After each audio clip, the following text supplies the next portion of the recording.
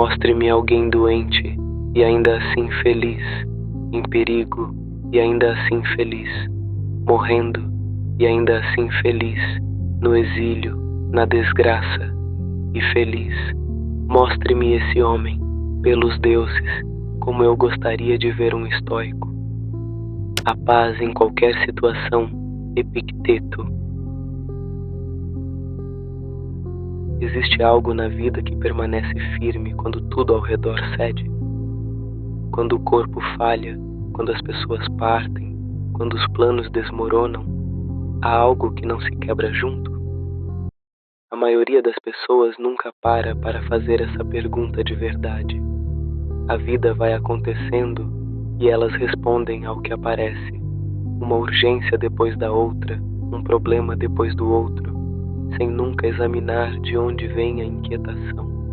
E a inquietação é constante, não porque a vida seja especialmente cruel com alguém em particular, mas porque há uma confusão silenciosa que a maioria carrega sem perceber.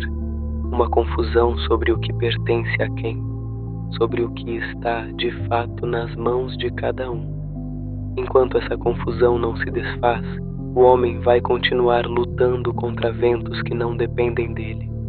Vai continuar exigindo do mundo aquilo que o mundo nunca prometeu entregar. E vai continuar sofrendo não pelo que acontece, mas pela distância entre o que acontece e o que esperava que acontecesse.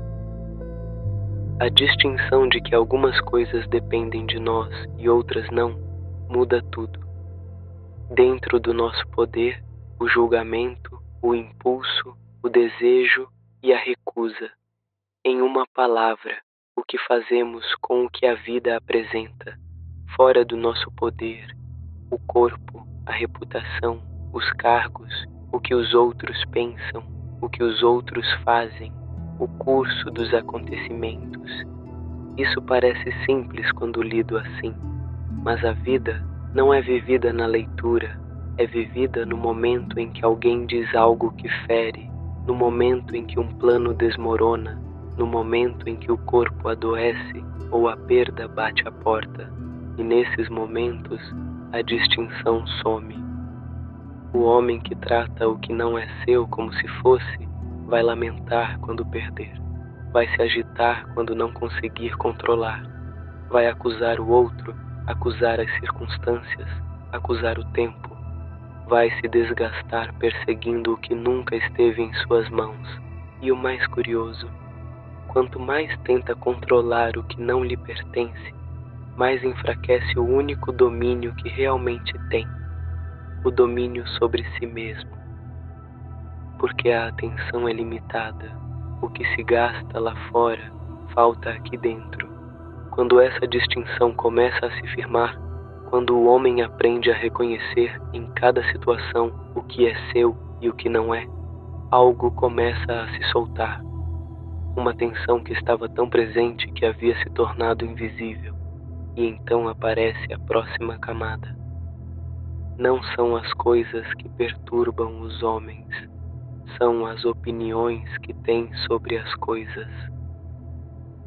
Quando algo desagradável acontece, o movimento natural é apontar para o acontecimento e dizer: isso me perturbou.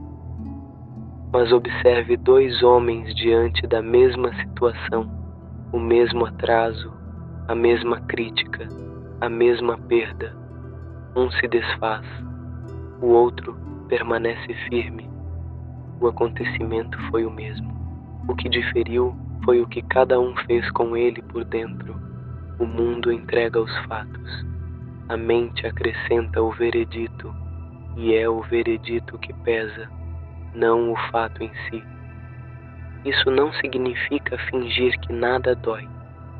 Significa reconhecer que entre o que acontece e o que sentimos, há sempre um julgamento. E esse julgamento é nosso.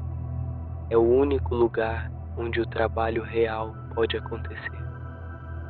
O homem que aprende a examinar seus próprios julgamentos antes de reagir ao que aconteceu, descobre que tem mais poder do que imaginava. não poder sobre os acontecimentos, poder sobre a própria resposta a eles.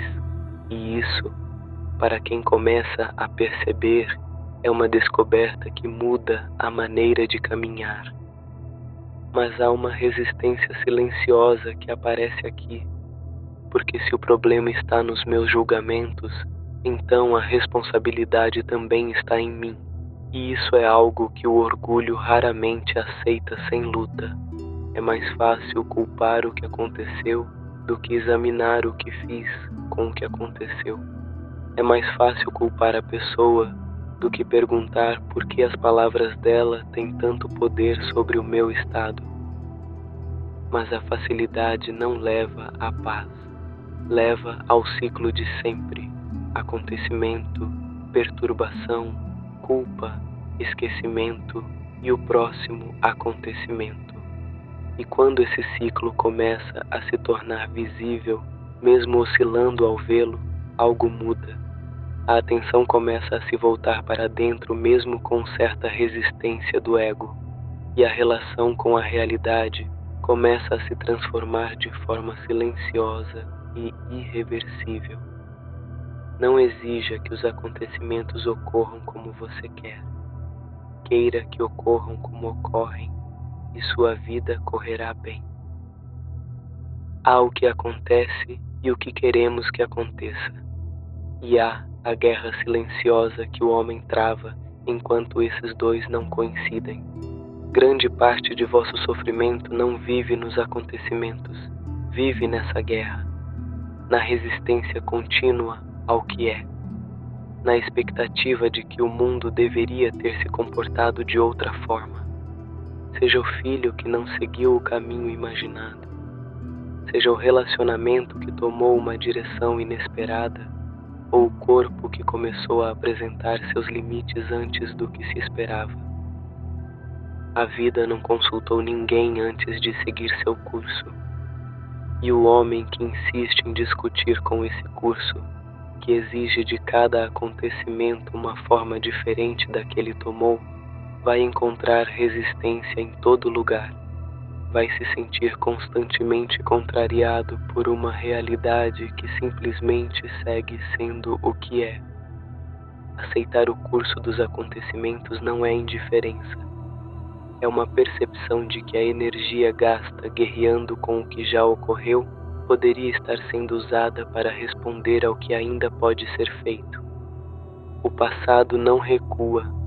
O acontecimento não muda de forma porque alguém o rejeitou, mas a resposta ao acontecimento, essa ainda pertence ao homem. E mesmo quando alguém começa a acolher o curso dos acontecimentos, resta uma dificuldade que vai mais fundo: o apego. Enquanto algo está presente, uma pessoa, um papel que se desempenha na vida, um período que ainda não terminou, o espírito tende a tratá-lo como permanente, como algo que será sempre assim. E quando muda, quando parte, quando termina, a palavra que surge é perdi. Mas há algo impreciso nessa palavra, porque as coisas que passaram por nossas mãos, pessoas, momentos, condições de vida, raramente foram nossas de verdade. Estiveram aqui, foram reais, mas sempre estiveram de passagem. Nunca diga, perdi isso. Diga apenas, devolvi. Seu filho morreu, foi devolvido. Sua esposa morreu, foi devolvida. Sua propriedade foi tomada, também foi devolvida. O afeto não some com essa percepção. A dor da perda não desaparece, mas a natureza do apego muda, porque o que estava sendo segurado com tanto esforço era a ilusão de que aquilo era permanente. E quando a ilusão cede, o que resta não é vazio, é presença real. Amar algo sabendo que é temporário, sabendo que estará aqui enquanto for permitido, e que quando partir terá sido uma passagem, não uma propriedade roubada. É uma forma de atenção completamente diferente, mais inteira, menos ansiosa. Quando beijar seu filho ou sua esposa, lembre-se de que está beijando um mortal. Tal lembrança que parece sombria é, na verdade, o que torna o cuidado real, porque quem ama sabendo da impermanência, ama de forma mais presente. O beijo não é dado distraidamente, o momento não passa sem ser notado. A fragilidade, quando acolhida, não paralisa, ela acorda, e é nessa atenção desperta, nessa disposição de estar presente com o que há, que o treinamento começa a ganhar forma. Não nas grandes provações, não nos momentos de crise que põem tudo à prova de uma vez. O treinamento começa nas pequenas coisas do dia comum. Comece com as coisas pequenas. Um pouco de azeite derramado, um pouco de vinho roubado. Diga a si mesmo: esse é o preço da paz. Nada se obtém sem custo. O espírito se exercita ali, no atraso que não estava nos planos, na palavra dita de forma mais áspera do que o necessário, no serviço que não veio quando foi chamado, no plano que não se cumpriu. São nesses momentos pequenos que o homem descobre o que realmente governa seu estado interior. Porque se um atraso basta para desequilibrar, o que acontecerá diante de uma perda real? Se uma palavra áspera basta para ferir o dia inteiro, o que acontecerá quando a crítica for séria? O treinamento não espera pelas grandes ocasiões. Cada contrariedade pequena é uma oportunidade de praticar o que se quer ser quando as coisas grandes acontecerem. E ao longo desse caminho, o homem vai inevitavelmente se deparar com o julgamento dos outros, com palavras que circulam sobre ele, com críticas que chegam, algumas justas, muitas nem tanto. Se alguém falar mal de você, não se defenda, diga apenas: ele não conhece meus outros defeitos, do contrário, esses não seriam os únicos que mencionaria. Há uma leveza estranha nessa resposta. Não é resignação. É o sinal de alguém que já não depende da opinião alheia para se sustentar. Quando o homem sabe o que é, quando examina seus próprios limites com honestidade, a palavra do outro perde o poder de definir. Pode informar, pode até corrigir, mas não pode mais destruir. E para chegar a esse ponto, há uma condição que raramente é mencionada, que é impossível que um homem aprenda aquilo que acredita já saber. A mente que já chegou a uma conclusão sobre si mesma, que já decidiu o que é e o que não é capaz de ser, vai ao encontro da vida com as portas trancadas, e a vida vai passando sem deixar nada novo. A humildade aqui não é fraqueza, é a condição para que qualquer crescimento real aconteça. É o reconhecimento de que o caminho não termina, que há sempre uma estação nova chegando, sempre algo que ainda não foi compreendido com a profundidade que se pensava ter. Lembrai que és um ator numa peça cujo autor é outro. Se for curta, haja numa peça curta. Se for longa, numa longa. E se o autor quiser que representes um mendigo, faça-o com excelência, pois isso é o que compete a ti mesmo, representar bem o papel dado. Escolhê-lo pertence a outro. O papel não foi escolhido, mas a maneira de representá-lo, essa pertence ao homem. E é aí que está a dignidade, não em ter recebido o papel que se queria, mas em representar com inteireza o que foi dado. Esse é o único lugar onde a liberdade real existe. Mostre-me esse homem, doente e ainda assim firme, em perigo e ainda assim presente, na perda e ainda inteiro, no papel que não escolheu e ainda assim digno. Pelos deuses, como eu gostaria de ver um estoico,